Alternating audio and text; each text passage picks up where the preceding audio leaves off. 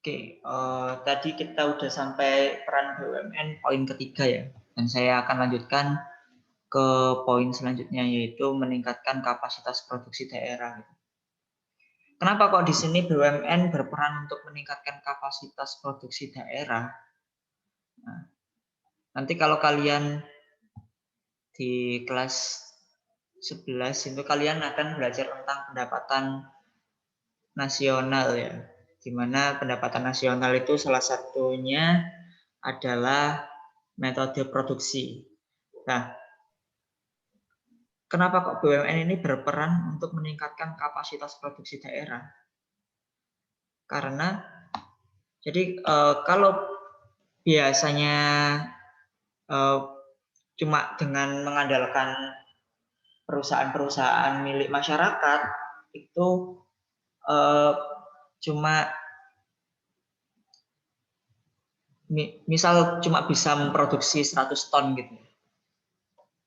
Nah, dengan adanya BUMD di mana BUMD ini kan sumber pendanaannya modalnya tadi dari pemerintah daerah. Dengan modal dari pemerintah ini kan BUMD lebih mudah untuk memperoleh pemodalan sehingga ketika pemodalannya ini berjalan baik, maka produksinya juga akan mengalami peningkatan gitu. Makanya di sini BUMD berfungsi atau berperan untuk meningkatkan kapasitas produksi daerah. Dengan adanya BUMD ini akan mendorong produksi daerah ini lebih banyak dan lebih produktif dan efektif gitu dalam berproduksi. Yang kelima yaitu memperluas lapangan pekerjaan dan memperatakan pembangunan. Jelas ya, seperti dijelaskan di slide sebelumnya. Jadi kalau ada perusahaan beroperasi, apalagi perusahaan milik pemerintah daerah, itu akan mendorong terciptanya kesempatan kerja sehingga lapangan pekerjaan terbuka lebih luas gitu. Dan pada akhirnya akan menurunkan jumlah pengangguran gitu. Yang selanjutnya yaitu meratakan pembangunan. Jadi kalau BUMD ini beroperasi kan tentunya nggak cuma bertujuan untuk memperoleh keuntungan aja, tapi tujuan utamanya yaitu untuk masyarakat itu sendiri, sehingga ketika BUMD ini beroperasi maka yang aspek atau pertimbangan yang dilakukan dalam menjalankan bisnisnya itu nggak cuma keuntungan aja, sehingga diharapkan adanya BUMD ini dapat meratakan pembangunan daerah tersebut gitu. Contohnya gimana? Misal nih di daerah ya, misal di Jawa Timur aja. Di Jawa Timur yang paling maju kan pasti daerah Surabaya dan sekitarnya ya, karena di sini merupakan pusat kegiatan ekonomi Jawa Timur. Tetapi ya, kalau BUMD-nya Jawa Timur ini cuma berfokus untuk mencapai keuntungan, mereka cuma bergerak di sini aja, di Jawa Timur bagian Surabaya dan sekitarnya aja, karena di sini perputaran ekonominya sangat tinggi dibanding daerah-daerah yang lain. Tapi karena BUMD ini tujuannya juga untuk mensejahterakan masyarakat, maka BUMD ini juga beroperasi di daerah-daerah yang lain, misal daerah perbatasan antara Jawa Timur dan Jawa Tengah, kayak Ngawi, Mantingan, dan lain-lain gitu. Sehingga pembangunannya itu enggak cuma dirasakan di daerah yang secara kapasitasnya bagus gitu. Kayak Surabaya dan sekitarnya kan udah jelas ya, di sini ekonominya sangat bagus gitu. Kalau BUMD cuma berjalan di sini, tentunya nanti akan memunculkan ketimpangan yang lebih tinggi gitu. Nanti Surabaya makin maju, sedangkan daerah-daerah lain nggak maju-maju gitu. Makanya BUMD ini beroperasinya ini di banyak titik, nggak cuma di satu titik aja gitu, sehingga dapat meratakan ekonomi gitu, meratakan pembangunan. Oke, sampai sini ada yang ditanyakan anak-anak?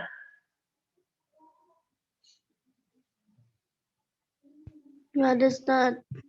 Ya, nggak ada, Ustaz. Oke, siap. Saya lanjut ke slide selanjutnya.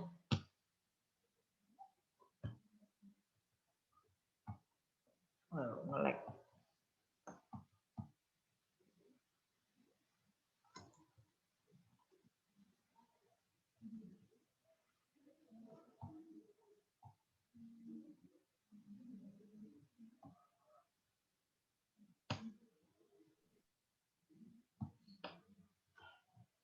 Sorry, agak nge-lag ya anak-anak.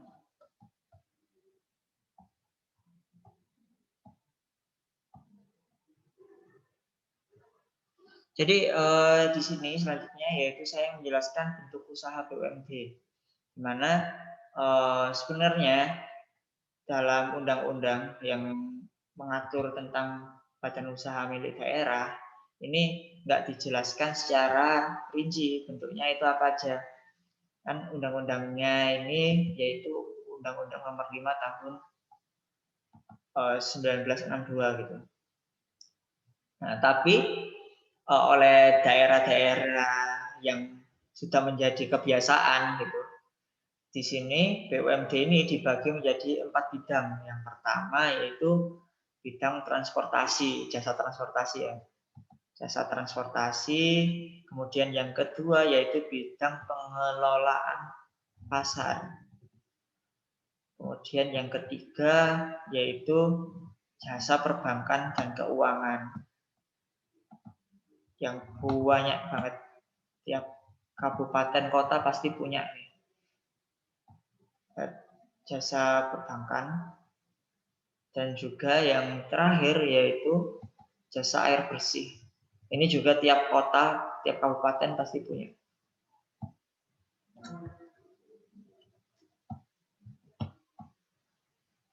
Nah, yang pertama yaitu bidang transportasi ya. Bidang transportasi contohnya apa? Saya contohkan di sini adalah perusahaan daerah angkutan kota. Kalau di Surabaya, saya kurang tahu namanya, tapi yang jelas dia mengelola kayak bus yang merah itu, bus yang bayarnya pakai sampah itu. Kemudian bus kota juga ada sebagian yang dikelola oleh perusahaan daerah transportasi, ada yang sebagian juga dikelola oleh swasta. Kalau angkot. Kemudian kalau pengelolaan pasar di sini yang jelas kalau di Surabaya contohnya di sini ada perusahaan daerah Pasar Surya gitu yang mengelola pasar di Surabaya gitu. Kayak pasar Turi gitu kan ya, terus pasar Wonokromo, pasar mana? Iya, pasar semua pasar ya yang ada di Surabaya. Itu yang mengelola adalah PD Pasar Surya. Kemudian ada yang rumah potong hewan gitu ya. PD rumah potong hewan ini juga merupakan salah satu bentuk BUMD yang dia bergerak di bidang pengelolaan pasar ya. Contohnya di sini yang kemarin yang rumahnya di daerah Krian siapa sih? Saya lupa. Ada yang pernah kenalan rumahnya di daerah Krian? Firda, Ustaz. Iya, Firda ya. Ya. Nah, di Krian itu ada rumah potong hewan yang dia sangat besar gitu ya. Apa? Di Surabaya ada, dekat rumah Umi malah. Oh iya Mia. Daerah mana, Mi? Indragiri. Indragiri. Oh iya, saya nggak tahu ya. Saya taunya Ampelnya aja. Karena saya suka beli roti Mariam di sana. Oke. Duh. Terus yang ketiga yaitu bidang jasa perbankan. Bidang jasa perbankan ini ada bank perkreditan rakyat ya. Di tiap-tiap kabupaten kota pasti punya ini. Pasti punya bank perkreditan rakyat yang biasanya dia memberikan kredit usaha untuk masyarakat, dan juga ada bank pembangunan daerah. Kalau di Jawa Timur namanya Bank Jatim, kalau kalian tahu. Masa kalian nggak tahu? Kalau di Jawa Barat ada BJB ya, Bank Jabar Banten itu. Kemudian, Bank Jawa Barat BJB. Kalau di Jateng ada Bank Jateng dan lain-lain. Itu merupakan bank pembangunan daerah yang sifatnya dia juga memberikan layanan kepada masyarakat, gitu, teman-teman. Dan ini merupakan salah satu badan usaha milik daerah. Dan yang terakhir yang jelas dimiliki oleh setiap kabupaten kota itu perusahaan daerah air minum. Karena ini tujuannya yaitu untuk memenuhi hajat hidup masyarakat ya. Kan kalian nggak mungkin mandi, minum, makan nggak pakai air bersih gitu ya. Jadi kalau air bersihnya ini, kalau di perkotaan terutama itu kan nggak semuanya sumber air bersih yang sumur bor itu bisa muncul gitu. Makanya dia dikelola oleh pemerintah melalui perusahaan daerah air minum gitu. Mungkin kalau di daerah-daerah pedesaan gitu mereka nggak membutuhkan PDAM ini karena masih banyak sumber air yang dapat dimanfaatkan gitu.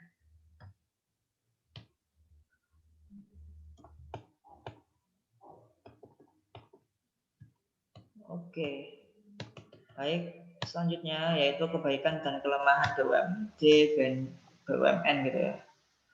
Pertama kita ngomongin BUMN dulu.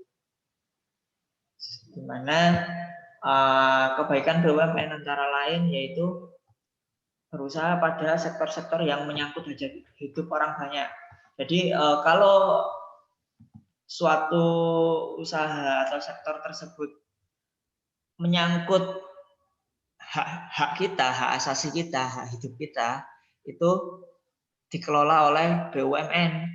Karena kalau misal ini dikelola secara keseluruhan oleh swasta, ada kemungkinan orang-orang yang nggak mampu atau belum memiliki kecukupan finansial atau uang gitu, nggak bisa mengakses kebutuhan hidupnya gitu, sehingga hak hidupnya mereka nggak bisa terpenuhi, sehingga nanti pada akhirnya kesejahteraan mereka akan turun gitu.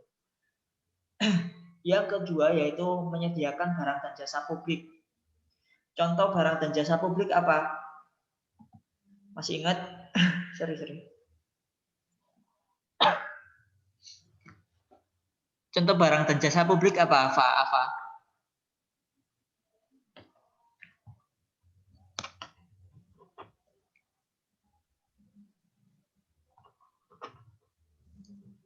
Fa?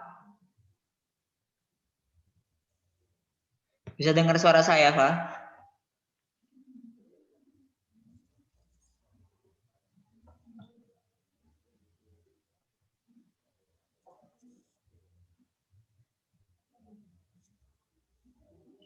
Contohnya barang dan jasa publik apa, Fa? Barang publik aja deh, barang publik. Yang paling gampang.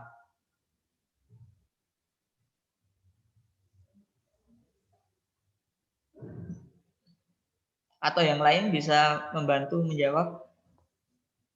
Rizky?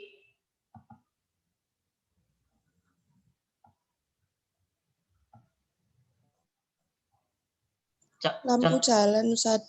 Ya, lampu jalan, benar. Apalagi?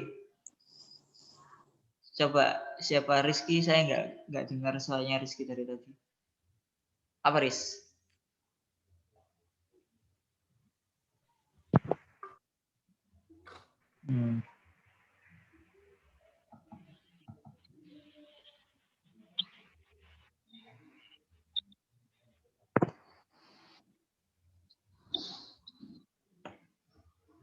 Apa Riz? Tahu nggak Riz? Nggak tahu. Oh, nggak tahu saya. Sorry. Iya, contohnya tadi ya benar kata Najma, ada lampu jalan, jalan raya itu juga merupakan bentuk barang publik ya. Kemarin kita di semester 1 udah bicara jenis-jenis barang, masa lupa teman-teman. Saya cukup prihatin itu ya. Nah, makanya di sini kayak penerangan jalan, kemudian barang publik jalan raya ini kan yang menyediakan adalah BUMN. Kenapa kok disediakan oleh BUMN? Kalau disediakan oleh swasta nanti kalian mau jalan 5 meter aja disuruh bayar. Atau kan ini menyangkut kesejahteraan masyarakat gitu ya. Jadi kalau misal semua dikelola oleh swasta nantinya akan apa-apa itu akan harus bayar gitu. Makanya kayak jalan, kemudian lampu penerangan jalan ini dikelola oleh BUMN gitu.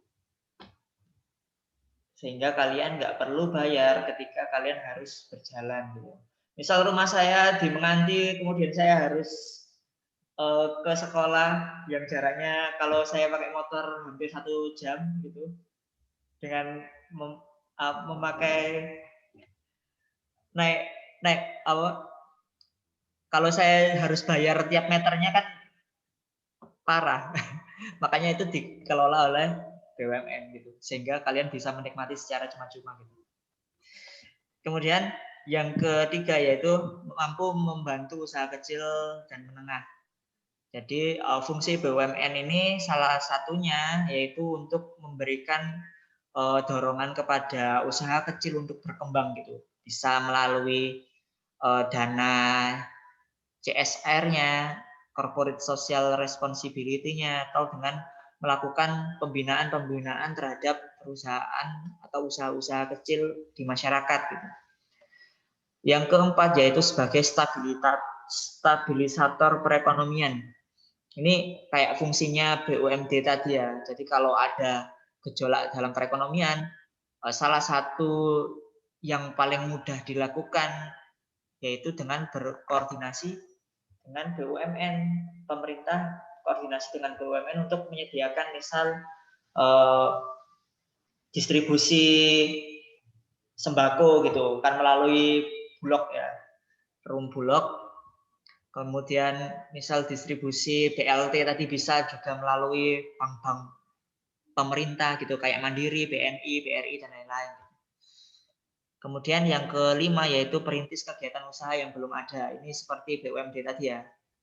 Jadi yang awalnya nggak diminati, kemudian dikelola, kemudian ada respon yang bagus dari konsumen sehingga pada akhirnya nanti banyak pengikutnya gitu, banyak yang juga bergerak di usaha yang sama. Kemudian kelemahannya yaitu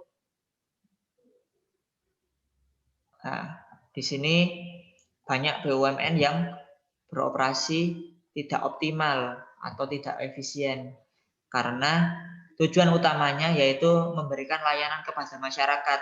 Jadi dia nggak ngitung nih kita dengan modal segini produksinya seberapa gitu. Tapi BUMN ini mikirnya gimana kita bisa memenuhi kebutuhan masyarakat. Akhirnya sering terjadi kalau kalian dengar berita-berita itu kan BUMN ada yang mengalami kerugian dan lain-lain. Siapa nih yang izin? Oh, apa? Oke.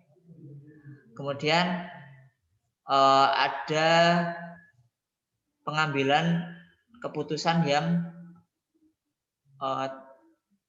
lambat gitu.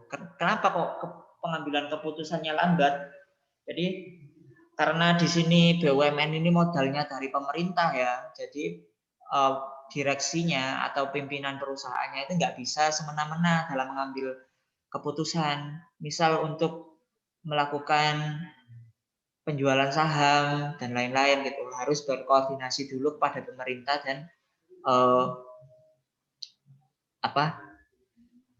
pemangku kebijakan gitu. Makanya pengambilan keputusan di BUMN ini cenderung lambat gitu dibanding perusahaan swasta gitu. Kalau swasta kan misal saya punya perusahaan gitu, saya pengen jual saham saya ke masyarakat gitu, saya tinggal mengajukan penjualan ke Bursa Efek Indonesia gitu. Atau kalau saya pengen utang ke bank gitu, saya ya tinggal utang aja. Misal BUMN pengen utang ke bank kan, dia harus koordinasi dulu kepada kementerian dan lain-lain gitu, baru bisa melakukan pembiayaannya gitu. Makanya di sini pengambilan keputusannya sangat lambat gitu. Dan yang terakhir kita ke sini.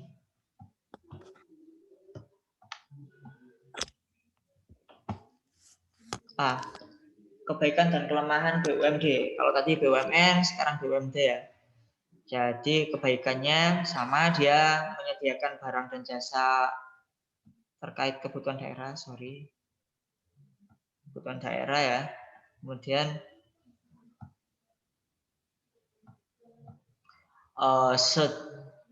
sebagai pendapatan asli daerah, sumber pendapatan asli daerah, tadi saya jelaskan kalau pendapatan daerah itu ada dari pajak daerah, retribusi sama laba BUMD. Kemudian penyedia lapangan kerja jelas ya. Kalau ada BUMD beroperasi maka akan muncul lapangan kerja baru. Dan memberikan keamanan kerja bagi pegawainya. Nah ini juga sebenarnya kebaikan dari BUMN juga ya. Karena BUMD ini status kepegawaiannya kan adalah pegawai daerah gitu, sehingga mereka kalau mereka juga berhak untuk mendapatkan tunjangan-tunjangan dari daerah gitu, kayak pensiun dan lain-lain gitu. Nah, kalau kelemahannya sama, jelas ya. Jadi karena modalnya ini dari pemerintah, maka dalam pengambilan keputusan ini juga lambat seperti BUMN tadi. Terus sering mengalami kekurangan modal. Sering mengalami kekurangan modal karena apa? Karena modalnya BUMD ini kan dari pemerintah daerah doang gitu. Jadi kalau misal si BUMD ini nggak laba gitu, maka modalnya juga akan kurang gitu. Misal atau BUMD-nya malah mengalami rugi gitu, maka yang menanggung kerugian ini adalah daerah gitu teman-teman. Dan yang terakhir yaitu maju atau mundurnya BUMD tergantung pada kepala daerah. Kalau kepala daerahnya bagus dalam mengelola BUMD-nya, maka BUMD ini akan maju. Tapi kalau pemerintah daerahnya biasa-biasa aja, maka biasa aja. Gitu. Contohnya yang sangat maju tadi kan PD Pembangunan Jaya yang punyanya DKI Jakarta, dia sampai bisa membangun daerah Ancol sebegitu megahnya gitu ya.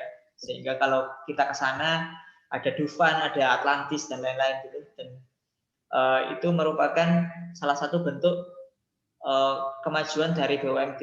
Tapi banyak juga BUMD yang akhirnya gulung tikar karena kepala daerahnya dalam melakukan kebijakan terlalu biasa-biasa aja gitu. Oke, ini ya terakhir. Baik, saya persilahkan untuk kelompok 2 mempresentasikan dari hasil kerjanya. Kemarin kalian nggak nyerahin PPT ya? anak-anak?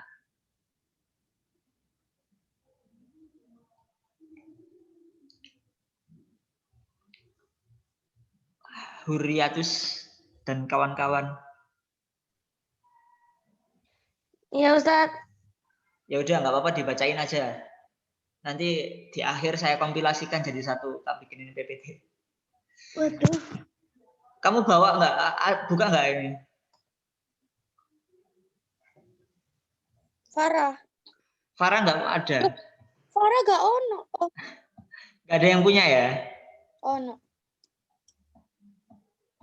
Ada yang punya nggak? Ada kan? Kalian ini ya, kalian sebutkan saja BUMN-nya apa aja ya. Kalau kemarin Najma dan kawan-kawan dari kelompok 1 itu BUMN di bidang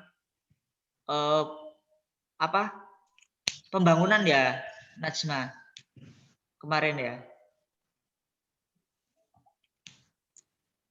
Konstruksi dan pembangunan nggak sih kemarin? Yang pertemuan kemarin itu? Iya Ustadz. Ya. Jadi kalau kemarin kita dikasih contoh dari kelompok 1 jenis-jenis BUMN konstruksi dan pembangunan, ada Waskita Karya, kemudian ada Perum PP ya, PP dan lain-lain gitu. Sekarang kita akan diberikan contoh dari kelompok 2 perusahaan BUMN di bidang jasa perbankan dan keuangan. Iya. Benar nggak? Catat. Oke. Silakan. Kita punya waktu Iya, di bidang sebentar lagi. Monggo.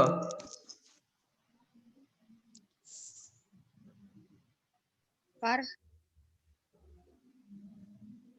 Jadi contoh BUMN di bidang perbankan itu dilibatkan dalam holding BUM desa. Di antaranya ada PT Jalin Pembayaran Nusantara, PT Bahasa Pembinaan Usaha Indonesia, PT Permodalan Nasional Madani, PT Pegadaian, PT Bank Tabang, PT Bank Negara Indonesia, PT Bank Rakyat Indonesia, dan PT Bank Mandiri. Oke, itu ya contoh-contohnya ya. Terima kasih Farah dan tim. Jadi seperti biasa nanti yang presentasi saya kasih nilai tambah gitu, dan tadi yang juga udah on time saya juga kasih nilai tambah gitu. Sama yang tadi udah menjawab juga saya kasih nilai tambah. Gitu. Oke, tadi contohnya ada PT Bahana ya. PT Bahana ini kredit teman-teman, pemberi kredit usaha untuk perusahaan-perusahaan besar. Jadi kalau misal kalian bikin perusahaan, kemudian kalian pengen mengajukan pinjaman gitu, kalian bisa ke BUMN PT Bahana tadi. Kemudian ada PT Pemodalan Nasional Madani gitu. Jadi kalau kalian tahu, ini bisnisnya sangat keren sih menurut saya. Jadi Pemodalan Nasional Madani ini memanfaatkan ibu-ibu rumah tangga yang di rumah, yang mereka nggak punya banyak kegiatan di rumah gitu. Kemudian dikelompokkan jadi satu kelompok, misal Umi, kemudian Kia, terus Mila, Najma, Mayang dan lain-lain ini satu kelompok ya. Satu kelompok gitu. Mereka diberikan modal untuk mereka bikin usaha bareng-bareng gitu.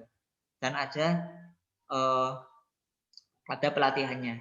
Sama jelas ya, kalau kita ngomong BUMN keuangan dan perbankan, kita pasti ingat ada BUMN perbankan di Indonesia itu yang terbesar ada 4, yaitu Bank Rakyat Indonesia, Bank Nasional Indonesia, Bank Negara Indonesia, Bank Mandiri, sama Bank Tabungan Negara gitu, BTN gitu. Sama ada lagi teman-teman sekarang yang kalian mungkin atau ada yang sudah tahu ya. Kalian tahu BSI enggak?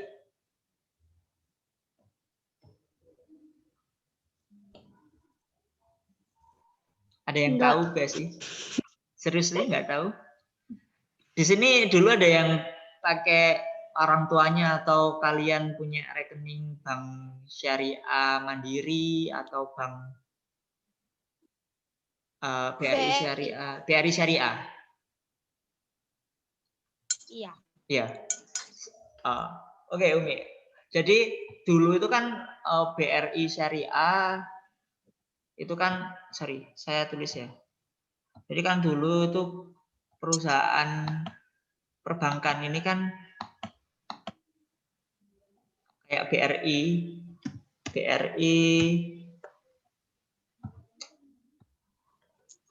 ini punya namanya BRI Syariah.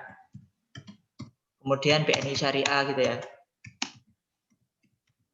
Ada Bank Syariah Mandiri. Nah, kemudian tiga bank ini teman-teman digabung menjadi satu, dilebur gitu ya. Dilebur jadi satu namanya Bank Syariah Indonesia. Jadi ini merupakan BUMN bank baru di Indonesia sebagai hasil dari pembangunan dari ketiga bank ini.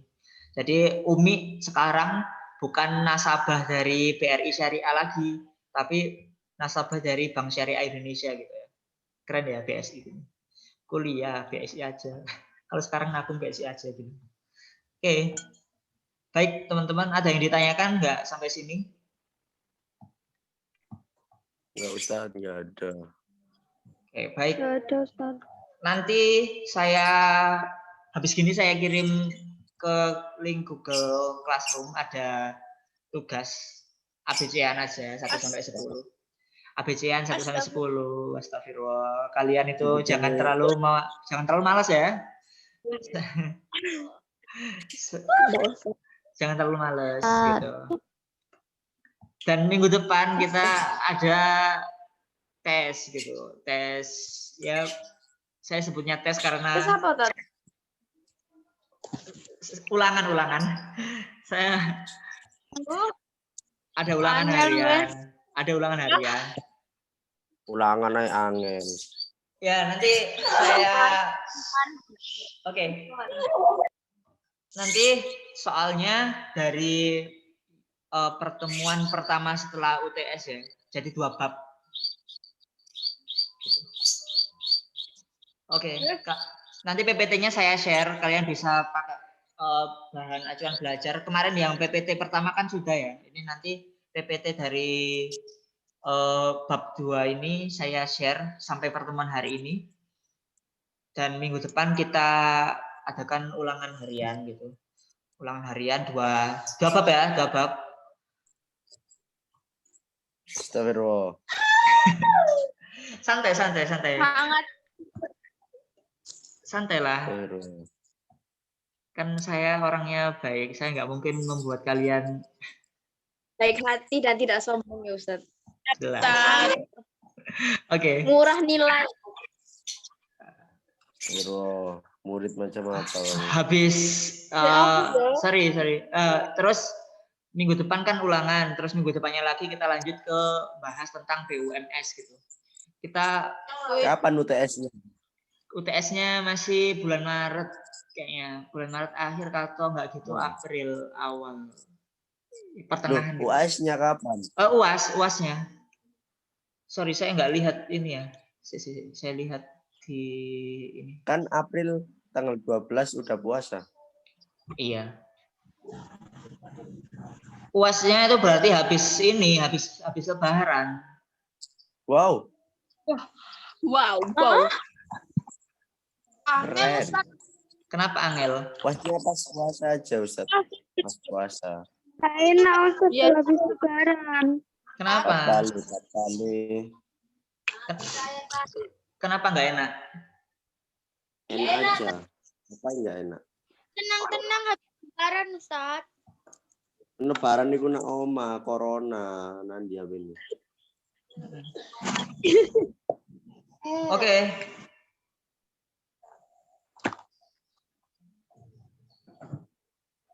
Oke anak-anak, saya tutup pertemuan kita pada pagi hari ini dengan bacaan hamdalah. Alhamdulillahirrabbilalamin. Kita tutup dengan doa kafaratul majelis. Subhanakallahumma wa bihamdika asyhadu an la ilaha illa anta astaghfiruka wa atubu ilaik. Wassalamualaikum warahmatullahi wabarakatuh. Kalian tunggu ya, saya habis ini upload ke Google Classroom. Ya Ustaz.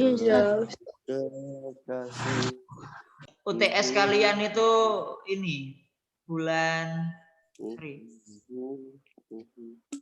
April. 10. Duh. UTS-nya bulan April. UAS-nya? UAS-nya bulan Juni. Desember. Enggak lah. UAS-nya bulan Juni, April, Mei, Juni, Juli. Kan bener kan? Juni. Ya, habis lebaran. Oke. Baik. Kalian bisa astagfirullahaladzim. Bisa keluar anak-anak nggak apa-apa kalau udah mau keluar. Ya, keluar dulu Ustaz. Assalamualaikum. Oke. Ustaz dulu. Saya dulu ya. Nggak apa-apa. Oke. Ustaz dulu. Kalau saya nggak keluar, kalian nggak keluar. Iya, ada apa-apa.